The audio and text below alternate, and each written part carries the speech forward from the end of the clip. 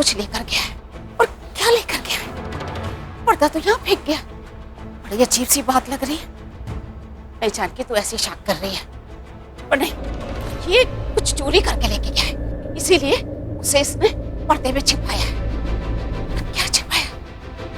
तुझे चैन नहीं आएगा जानकी, तुझे पता करना पड़ेगा कि क्या लेकर गया है। जल्दी चल, जल्दी चल।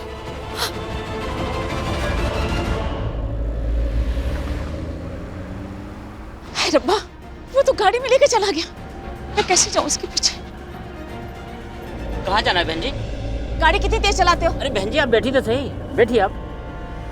देखिए बहन जी, ये पैसेंजर के ऊपर बात है। अगर पैसेंजर को आराम से घर पहुंचना है तो हम अपनी गाड़ी को आराम से चलाते हैं, और अगर पैसेंजर को जल्दी है ना तो हम अपने रिक्शा को एकदम हवा बना देते हैं। अब तो मैंने चैन तभी मिलेगा जब तक मैं ये नहीं पता कर लूंगी कि वो गुंडा कौन है। चलो भैया, ये समझ लेना कि मैं जल्दी वाली पैसेंजर हूँ। हाँ, जितना जल्दी हो सकता है उतनी जल्दी चलाना, हवा में उड़ाना, हवा में उड़ाना। हाँ, चिंता नहीं करना। चलो जल्दी से चलो। ठीक है बहन जी। जल्दी चलो।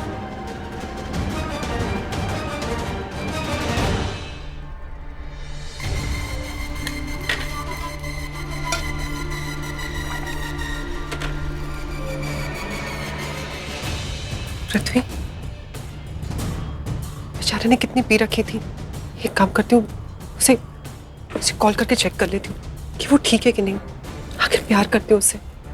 वो तो उस प्रीता के चक्कर में पी ली उसने। जब देखो तब बोलता रहता है कि मैं प्रीता से प्यार करता हूँ, प्यार करता हूँ। प्यार व्यार कुछ नहीं करता है, सिर्फ छोटा सा नॉर्मल सा अट्रैक्शन है।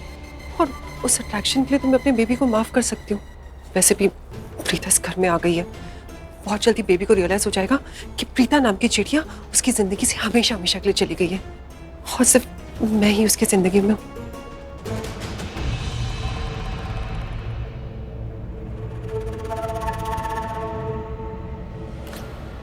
सबसे बड़ी प्रॉब्लम पृथ्वी की यही है, कभी मेरा फोन नहीं उठाता। क्या पता उसके पास फोन हो ही नहीं। एक काम करती हूँ, लैंडलाइन पे कॉल करती हूँ।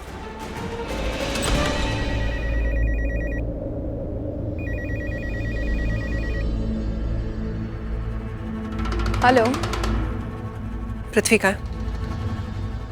ओहो, तो चुड़ैल ने फिर से मेरे बेटे को फोन किया?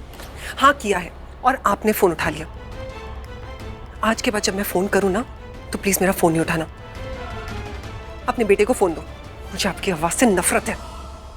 तुम्हें मेरी आवाज से सख्त नफरत है? मुझे तो तुमसे ही नफरत है। मेरे भी दिल में आपके लिए कुछ ज्यादा प्यार नहीं है, समझा? अपने बेटे को फोन दो। तो तुम्हारी शादी हो गई है ना, फिर भी तुम इधर मुंह मार रही हो।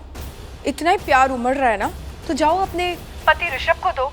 अगर आप में इतनी हिम्मत है, ये जो डायलॉग आपने मारे ना, ये सारे डायलॉग आकर यहाँ पे सबके सामने बोलो। मुझे पता है आप में इतनी हिम्मत है नहीं, यहाँ पर आते ही आपकी बोलती बंद हो जाती है। तो इसलिए जो गेम खेल रहे हो ना आप मेरे साथ, ये सब खेलना बंद कीजिए। आप बहुत अच्छे से जानते हो कि मैं जो भी कर रही हूँ आपके बेटे के लिए कर रही हूँ। तो आज के बाद ये शर्लिन चुड़ैल, शर्लिन डार्लिंग मत बोलना मुझे। रिस्पेक्ट दे के बात करो, शर्लिन जी बोला करो। तू जो भी कर रही है ना मेरे बेटे के लिए, उसे मुझे कोई फर्क नहीं पड़ता। मैं तो तुझे उसी नाम से पुकारूंगी, शर्लिन चुड़ैल।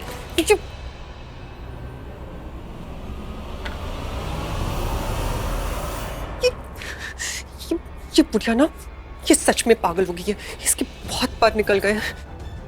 मैं काम करूंगी, बेबी को बोलूंगी कि उसे लाइफ में डिसीजन लेना ही होगा। या तो अपनी माँ को चूज करना होगा या फिर मुझे चूज करना होगा। वैसे मैं 3 लोगों का नाम ले सकती थी, वो भी तो उसी घर का सदस्य था ना। पृथ्वी का भाई पवन, वो भी तो मेरे लिए कंपटीशन था। अगर वो इस घर में होता तो पता नहीं क्या क्या हो जाता। लेकिन वो तो उस घर से चला गया है, हमेशा हमेशा के लिए, वापस नहीं आने के लिए। अगर वो उस घर में होता ना तो पता नहीं अब तक सबकी जिंदगी में कितने तूफान आ जाते।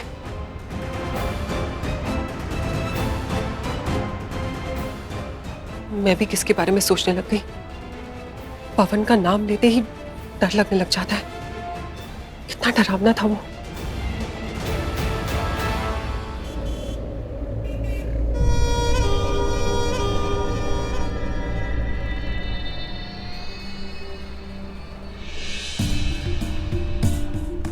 प्रीता जैसी लड़की को क्या जरूरत है उस घर में रहने की, जहाँ माहिरा जैसे चालबाज लोग रहते हैं। बड़े अजीब लोग थे उस घर में, और सबसे अजीब तो वो थी बुढ़िया। ओए, गलती से मेरी नहीं थी। हमारे देश में जब कोई गलती से टकराता है ना तो माफी मांगने का रिवाज है, एक का ही नहीं दोनों का। वो तो कुछ ज्यादा ही अतरंगी थी।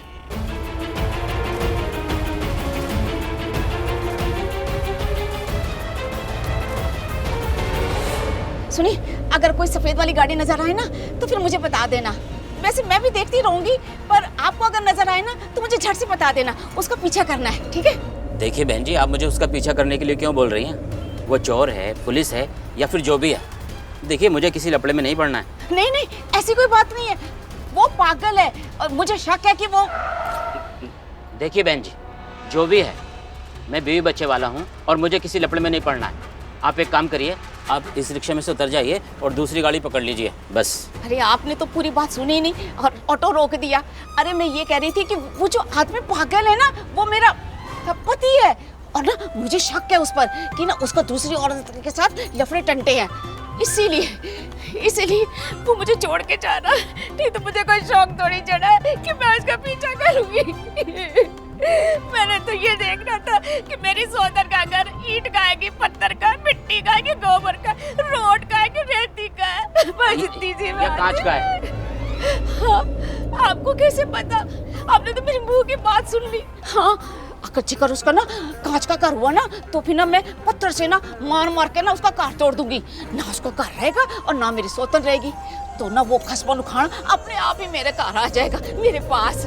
देखो वीर जी, आपको मैंने सच सच बता दिया, मैंने कुछ भी छुपाया नहीं है। वीर जी, आप अपनी बहन को, इस भोली भाली बहन को इस उम्र में डगर पे छोड़ के नहीं जाओ जी, नहीं तो मेरी उम्र फिसल, नहीं जी, मेरा प्यार फिसल गया तो फिर मेरी हड्डी शड्डी टूट जाएगी ना, फिर मुझे कौन देखेगा? मैं क्या करूंगी? मैं कितने जाऊंगी वीर जी? अब देखो वीर जी, मैं अपना नारी, उम्र और पति के मारे कहाँ जाऊंगी बोलो ना वीर जी।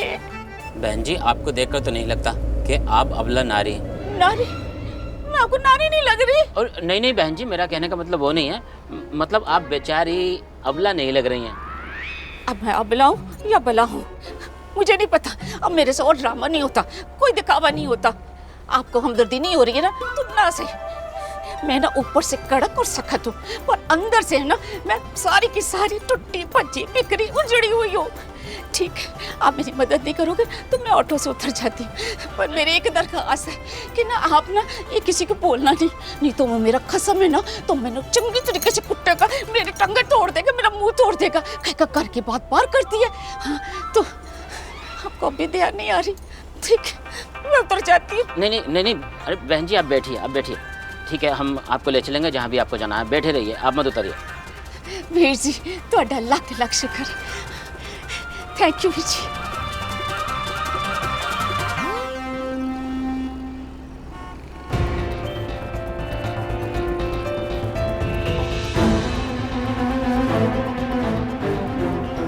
कितने चला गया वो गुंडा, कहीं दिख नहीं रहा। घोचू को फोन कर लेता हूँ, उसकी जरूरत पड़ेगी।